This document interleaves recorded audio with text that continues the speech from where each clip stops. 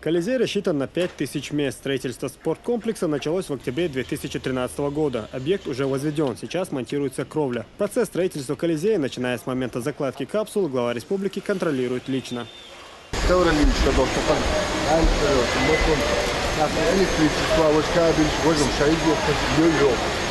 В свободное от поединков время в Колизее будут проходить цирковые представления и другие культурные мероприятия. Для гостей в здании предусмотрены и гостиничные номера.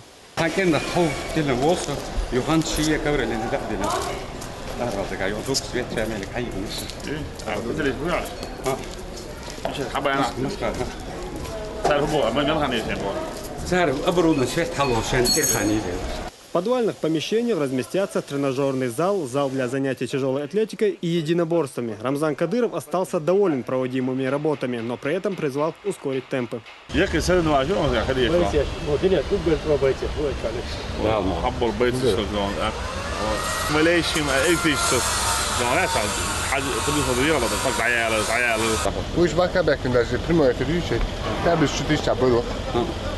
Телевидение полностью теперь оборудован, полностью на весь мир вещания ходил.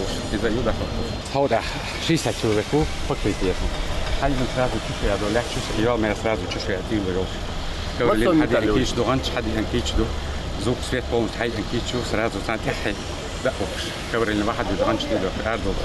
Как отметил Рамзан Кадыров, Грозный становится одним из крупных спортивных центров страны. И в Колизее есть все условия, чтобы проводить состязания с участием звезд мировой величины. Торжественное открытие спорткомплекса должно стать своеобразным подарком на День города 5 октября. Магомед Салтамурадов, Ахмед Джабраилов при поддержке пресс-службы главы и правительства Чеченской Республики. Новости.